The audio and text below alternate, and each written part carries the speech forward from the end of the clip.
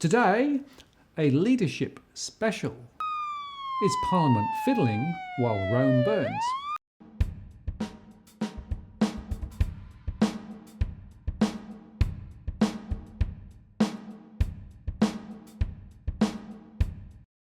Hello, it's Martin North from Digital Finance Analytics.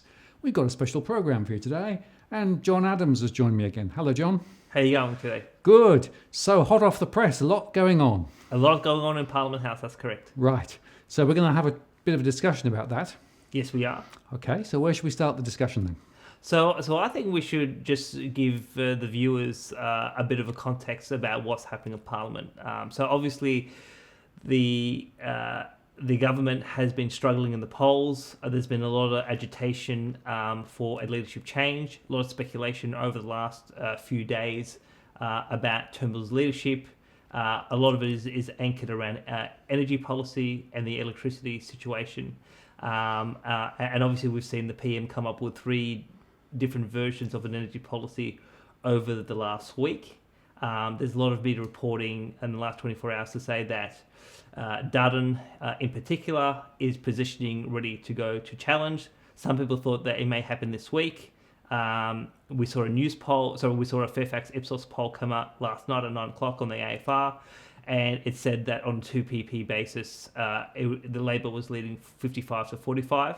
That spooked some people, but I think the big poll that people are waiting for is News Poll next Monday. So Fairfax Ipsos has less credibility in coalition circles for, I think, more ideological reasons rather than anything technical or methodological. But if the news poll confirms, I think, what Fairfax Ipsos said last night, we could probably see some sort of leadership challenge on the 10th, and when Parliament comes back. So Parliament is sitting this week, then they have a break, and then they're back on the 10th of September for a fortnight. And so if there is no movement this week, which I suspect perhaps there won't be, it looks like starting from the 10th of September, there could be some action, which is kind of ironic because Turnbull challenged Abbott in September, and we could have another September challenge again. Okay. Now, I think you were one of the early people talking about the Turnbull situation a few years ago, right? So this isn't totally new. No. So obviously with the episodes we've done so far, I've been talking about economic forecasts and economic concerns, but I have historically done political forecasts as well. So on election night in 2007, and I watched how Rudd gave the acceptance speech, something was just nagging at me and saying, I just thought to myself, this guy's not going to last. And I actually told people afterwards, I think he's going to be knocked off before he goes to election in 2010. And people thought I was crazy. You know, we don't knock off prime ministers in the first term, but something was nagging at me. And then it happened. And then obviously in 2012-13, I mean, one of the reasons why I decided not to serve as an advisor in the Abbott government, because I could see that Abbott was going to be a train wreck as a prime minister, because I could see in opposition in 2012-13 about how policy was being made. Howard used to say that good policy is good politics, and I think that's true. I think for me, good process leads to good policy outcomes, and I saw how policy was being considered, how people were being consulted, whether they were interested in ideas, getting the best people in the room to thrash it out. And when I saw that the process was substandard, I thought that the Abbott government was going to not perform. And I thought, well, don't want to be part of this, so I went back to the private sector. So I knew that Abbott wasn't going to last before the 2013 election. It was just a question of when. And it took a little bit longer than what I had thought. So these were 2 things that I had forecasted, but I never told anyone publicly. So when I saw the Turnbull situation play out, I thought to myself, well, this time I'm actually going to say something publicly so that people, won't say, oh, you're just saying it now because it's so obvious. So 10th of June 2016, I wrote a column for the Daily Telegraph. And then on the same day, I went on the ABC The Drum and basically gave my thesis for why I thought that if Turnbull was re-elected at the 2016 election, he would be sacked after the election. Yeah, let's take a look, shall we? Sorry, Labor's been running its attack ads on TV for weeks. So is this a sign that the coalition is feeling the pressure? In a column for the Daily Telegraph today, one of our panellists, John Adams, issued a warning to the Prime Minister about running a small target campaign. Now, John, before I get you to talk about your opinion piece today, Sure. you've very much, as well as being an economist, you've very much been a coalition insider. You were advising one of the key strategists in the Liberal Party, Arthur Sinodinos. That's correct. Why did you leave the Liberal Party? I left the Liberal Party because the party has lost its way. The party has in effect gone back on the core tenets of the Howard era in terms of strong economic management. There is no seriousness about balancing the budget from the government, which requires big spending cuts. There's no emphasis on free market economics in terms of industrial relations, and they are not serious about reform. And I felt that the party, I could, in not good faith, continue to be a supporter of the party because what the party is doing now is not what I believe in. Well, you're certainly not a supporter of the style of campaign that the Prime Minister is running. Tell us, what are your concerns with it? Sure. So what the campaign is trying to do and what the Prime Minister is all about is they're running a small target strategy to win a majority in the House of Reps. So they're not necessarily, the problem is that they're not actually working towards a mandate that they can actually govern. And this is exactly what happened in 2013 with Abbott. They just wanted to win. They would say and do anything to win, and they would deal with the consequences afterwards. Worked for Abbott. Well, no, it didn't. Oh, well, he won. But then what happened when he actually got into government? He didn't have the mandate to actually implement the changes necessary to deal with the national problems. And the big concern in Liberal circles is the government isn't arguing for a mandate that they need to balance the budget and to make the economy stronger and to deal with other issues like social cohesion. And so if they win after the election, the government is a lot of people are really asking the question, what's the government going to do on these big questions? Because the campaign is being filled up with a whole bunch of soft media appearances, and there's no big debate about ideas. There's no big policy announcements like a real substantial change. And so what are they going to do? That's a big question. There's two theories going. One is that, and this is my theory, it's going to be a do-nothing government. The numbers for the PM's approval, they've already gone down. They'll go down even further, and the numbers of the government in the 2PP will go down. And at that point, the party room will face a choice between sticking with the leader or going to a new leader. And I think they'll go to a new leader because that's the type of political culture we have now. The other theory is that that the Prime Minister will go perhaps more progressive in terms of some of his policy announcements. And if he does that, even though he doesn't have a mandate to do that, he's going to lose the Conservative side of his own party room. So we've already had a revolving door of Prime Ministers. You're saying that you're hearing rumblings within the party that Malcolm Turnbull won't see out a full term even if he is re-elected. I came to that independent assessment myself, and then when I've checked with a whole range of people within the party, former advisors, high-ranking officials in the party, they all agree with the assessment I've come to. And there are some who believe that he can serve, but I think an overwhelming majority of people who read my piece today in the Telegraph believe that he will not see the full term if he wins the election. Okay, John. So there you go. You were certainly quite out there. Yes. I mean, it was pretty obvious to me. See, one of the lessons that Howard taught Sinodinos, so Sinodinos was Howard's chief of staff for 9 years, and then I went to work for Sinodinos. So, Howard was a political master, and he taught Sinodinos certain lessons about politics, and then Sinodinos passed those lessons on to me. And one of the things I learnt early on working in Parliament is that in politics, if you don't stand for anything, you die politically. And when I looked at what was unfolding in the 2016 election, it was clear to me that Turnbull wasn't looking for a mandate. He was basically had very soft media appearances. There was no big ideas on the table to be debated. There was no agenda being set out. And I kept on saying to myself, well, what is he going to do in government?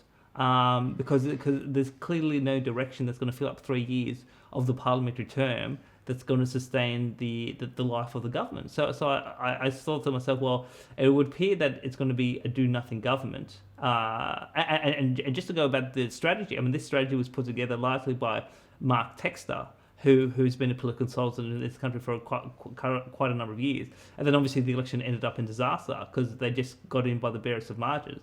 And then Crosby and Textor went to the UK and did this with Theresa May, same strategy, and ended up in disaster for Theresa May. So it was clear to me that that Turnbull was going to be a do-nothing Prime Minister. He's going to sink in the polls, and that when they sink in the polls, on the basis of self-preservation, the backbench is going to revolt against the Prime Minister, and then obviously challenge and bring in someone new. Now, in the column for the telly, I said that I thought the challenge would happen at the end of 2017 or the first half of 2018, because I thought they'd want to give a new PM some time before the election to establish a new policy agenda, a new direction for the country, before you rush off to the polls. Now, we're in August now, so we're 2 months after where I thought it would happen. So I think it's still going to happen, and all the media chatter is that it will happen, but it's probably a little bit late than what I had forecasted in my appearance on the drum and then the column in the telly. So the question I have then is, given that context, is the electricity thing really just an excuse? Is there something more going on really than the electricity debate?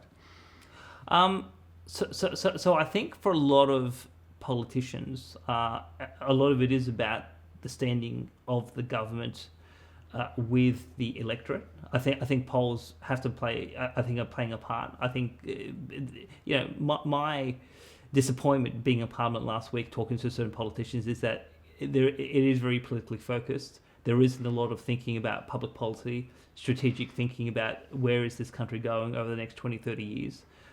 So I think it is quite short term.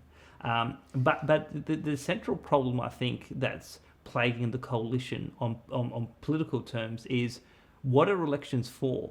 And so this was something that was being debated among advisors and politicians back in 2012-13, when the coalition was in opposition. See, Houston was the last leader of the opposition who really told the electorate what he really thought, and put a radical policy agenda forward, and basically said, I'm putting politics aside.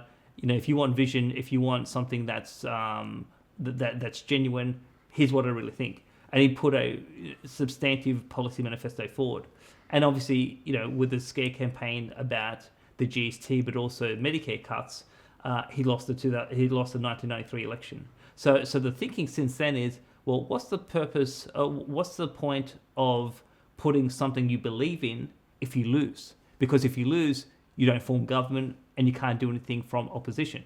So since that experience of 93, I think liberal circles in particular have come to the view that elections are about winning, because if you don't win, you can't do anything you can't do anything unless you're in government. And so I think this is a disease that's plagued the political process, because once your whole focus is about winning and winning at all costs, and you say and do anything before an election in order to win an election, well, you have no mandate to govern. You haven't really put the best policies and the best arguments forward, and you're not actually solving the policy problems of the country. And so I think the reason why the Turnbull government is struggling in large part is that there's enormous public policy challenges facing this country, and the government hasn't come to terms with those. So some of them are what we've been talking about, so the cost of living driven by debt, the monetary system. So I think that's a big issue that most people in Parliament are completely asleep to.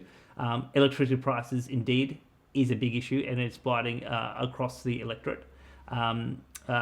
Infrastructure, immigration, obviously another issue. And you look at education. I mean, our international academic attainment results for primary and secondary students peaked in 1999, according to the OECD sort of PISA scores, and it's been going down ever since. So we've had 18 years of declining academic performance, and yet we've been funneling more money into the education system. So we've got some big policy challenges, and you need a prime minister that takes public policy seriously, is willing to think about these issues, come up with robust solutions that experts, but also the broader electorate will buy into, and you've got to go sell those. But when you don't want to engage on the issues, and those issues get worse and they fester, well, I mean, the electorate will become unhappy. And you look at the polling in this country, whether it's public or what the political parties do, the cost of living has been the number one economic issue for at least 2010, 2011, and so yes, climate change, electricity prices has been a part of it, but I think the bigger part of that bigger story is what we've been discussing in these conversations, is about debt, house prices, and obviously this is being driven by a flawed monetary policy framework, a flawed banking policy, a flawed approach by APRA, etc. And yet there's been no attempt to consider these issues, to reform the policies and in the institutions to actually get better outcomes.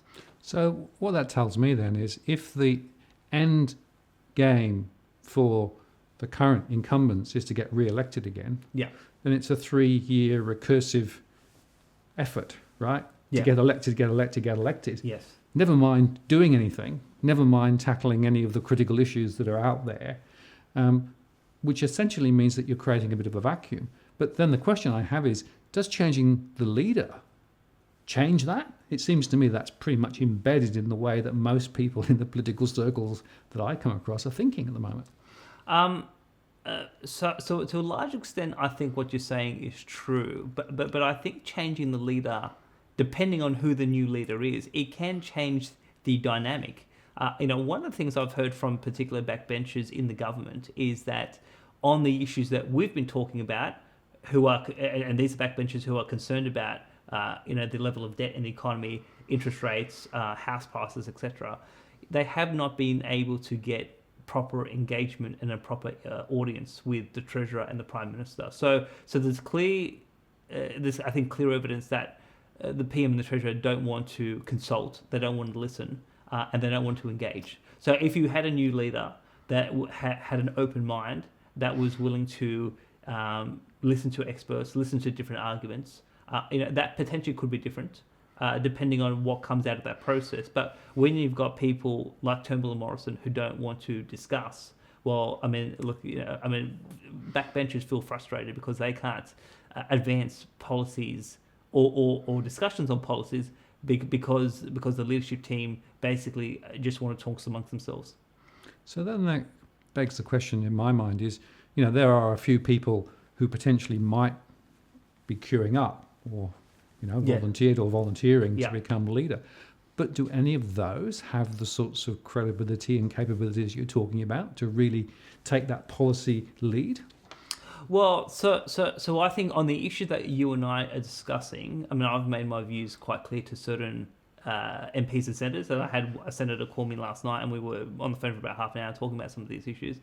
The top 6 candidates for Prime Minister in the coalition or in the Liberal Party, in my view, don't have a solid understanding of economics that can understand these issues at a deep level and to form policies and go sell them to the Australian people. Because even though we try to simplify these discussions, the technical aspects of what you and I are talking about, for a lot of people, for a lot of people, some people, it goes over their head. So I would say, the top 6, which is Turnbull, Morrison, Abbott, Dutton, Pine, and Bishop, none of them, in my view, have a solid foundation on economics, and they wouldn't be able to grasp some of the issues, I think, that we're talking about, and to really formulate policies that would actually resolve some of these issues.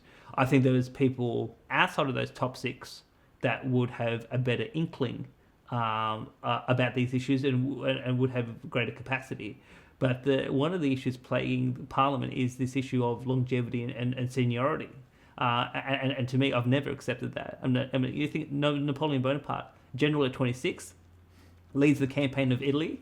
The generals in the Hungarian Austrian Empire were twice his age, and he wiped them out because he had different ideas, a different approach, and he became the second best general in human history at a very young age. So just because you may be on the back bench, you've only been in Parliament for a couple of years, well, I think it should be based on merit. And just because you haven't been in Parliament for 20 years and you haven't been a cabinet minister, I don't think that should necessarily discount you from being able to lead if you have the capacity to lead. Now, so I think on those issues, that's where I would sort of draw the line. I think there are other issues where certain players would be willing to move policy in areas where the current Prime Minister wouldn't be willing to do. So, for example, if Dutton became Prime Minister, I think you would see a significant cut in overseas net migration, which is at a record high now. So I think for particularly the Sydney market, that would potentially, in theory, alleviate some future pressure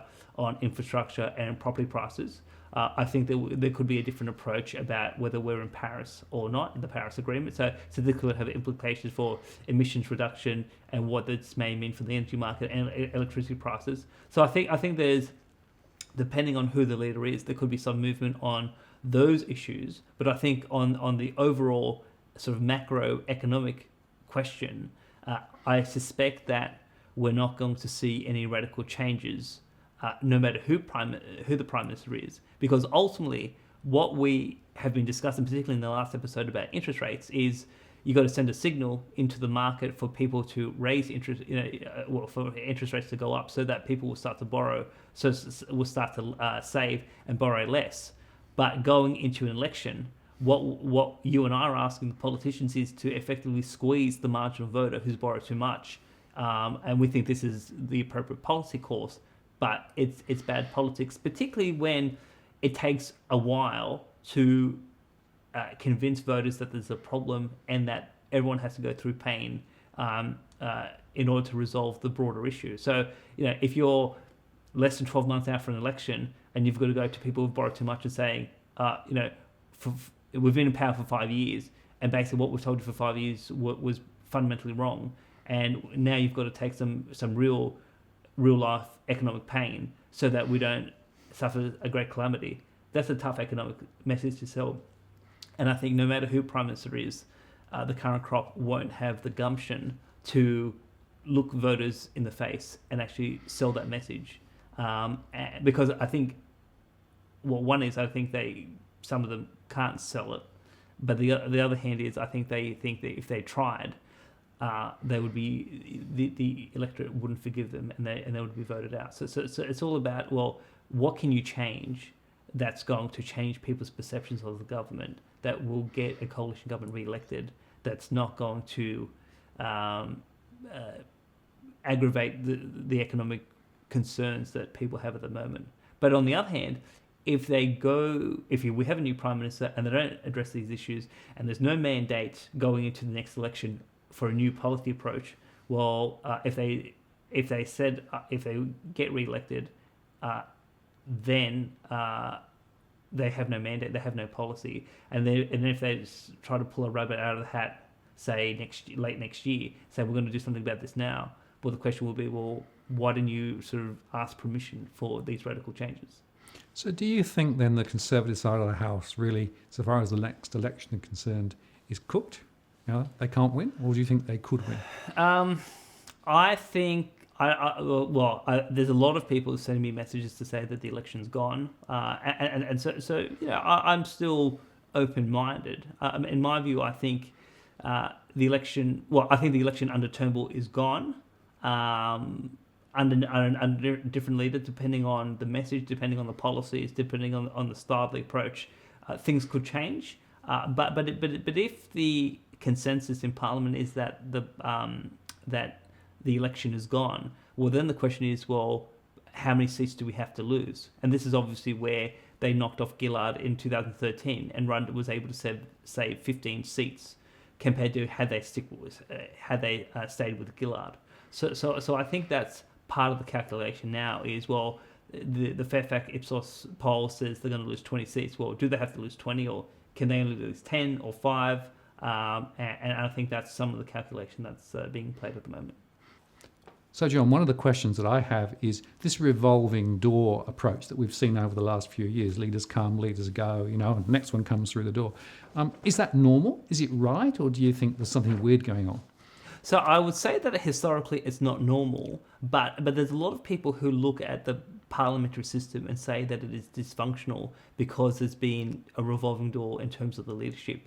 So I think there's 2 points to make on this. I think the first one is that clearly you see the media playing a role in media speculation, because when there is speculation, more people watch TV, more people buy newspapers, more people listen to the radio about this subject. So it attracts the attention of the Australian people when there's speculation about who will be the Prime Minister or who will be the leader of the opposition. So I think it's not really being discussed at the moment, but there is definitely a commercial interest, and commercial interests are actually playing a part in that behaviour, and there should be something to be considered about the role of the media and whether they're actually doing the public's bidding, or are actually just driving a more dysfunctional system for profit. So that's point number one. But on the other issue is, I think since Howard, we've had a complete breakdown and a misunderstanding of democracy, but also the Westminster system. So whether it's the Hawke-Keating governments or the Howard Costello sort of government, you had, to a large degree, proper cabinet government. We don't have a dictatorship in this country. We have collective decision making at the cabinet table. So that is our system. And then obviously that cabinet makes a decision. The players in the room stand by the decision, even if they disagree personally with the decision. And then they obviously go to their respective party rooms, whether it's the caucus or the coalition party room, to get consensus. And then they take those policies forwards and they pass the legislation, etc. So what we saw with Rudd was a virtual dictator who basically wanted to make enormous amounts of decisions by himself. He drove his cabinet colleagues up the wall. The cabinet process had broken down. And he was knocked off in 2010, but in reality, and I've had a previous discussion in a forum with Wayne Swan about this. Wayne Swan said in this forum that if it wasn't for the GFC, Rudd would have been knocked off in 2008. But because of the GFC and Rudd's sort of participation in that, they delayed that. But Labor knew how destructive Rudd's personality was before the 2007 election, but they kept their mouth shut because they wanted to win. And then when they won and they saw how destructive he was, they said, well, we can't last like this. And it took them longer than what they thought it would because of the GFC. So you had a complete breakdown of the cabinet system. Now, obviously with Gillard, she made a commitment to the Australian people about a carbon tax that she reversed after the election. So that was seen as a breach of trust. And again, I think there was a legitimate reason for her credibility as Prime Minister in terms of not to continue. Now, in terms of Abbott, again, the cabinet process under Abbott broke down. And you looked at some of the so-called Captain Calls. When he made Prince Philip an order of a knight of Australia, and some of the other sort of big policy decisions he made those independent of cabinet. And I think it's completely legitimate that when prime ministers go on their own and go away from collective decision making, if the cabinet process breaks down, I think that's a legitimate reason to remove prime ministers. And obviously, look at what's happened in the last week. 3 versions of energy policy. Cabinet was not consulted. With the Friday's announcement by Turnbull and Morrison, according to Ellen Jones on 2GB, came up with a new policy, released it on Friday. Apparently the energy minister himself wasn't a part of those discussions, but full cabinet wasn't consulted. And obviously, once it was announced, certain people on the backbench revolted over the Friday announcement, and that's what led to the announcement, the new announcement today by Turnbull. But again, Turnbull didn't go to cabinet for full endorsement of today's policy, didn't go to the party room, just went straight into the media with the Treasurer and the Energy Minister and made an announcement. And that's not how our system is supposed to work. Thatcher, there's lots to say about Thatcher, but one of the things that Thatcher was adamant on was she wanted aggressive, robust debate in Cabinet where policies were tested. Certain ministers were able to put very critical perspectives on certain policies, and they got the solution right to the problem. and that if there was an intense debate in cabinet about those issues, well, when it came time to go sell the policy, they had already heard and considered all the potential arguments against the policy because they were fleshed out by a whole bunch of smart people in cabinet. So we've completely gone away from the cabinet system, how cabinet should be used, and when prime ministers don't respect our system of government, I think it's completely legitimate for them to be thrown out. So for me, I think the system's working. I mean, when government, the way government is supposed to work, when that breaks down, well, why should we keep a prime minister in place until the election if the system of government is failing? I think we should just throw that prime minister out and get a prime minister who's willing to respect the system of government that we have and run cabinet and run the parliament in the appropriate fashion. So what you're saying then is that being leader is not about being messianic and saying, do this, right? It's about facilitating the parliamentary system and processes to allow policy to be explored and developed and bought into. Absolutely. Right. And if that failed, then effectively you see all of the leadership questions bubbling up again. Precisely. Okay. And I think that's important because for politicians, I mean, if they can persuade their colleagues of an argument, well, then they should be able to go persuade the Australian people about the merits of a particular argument. But if you're not willing to engage and to debate and to persuade, well, you get these captain calls that people think about. And they basically say, well, it doesn't make sense, or I don't agree with it.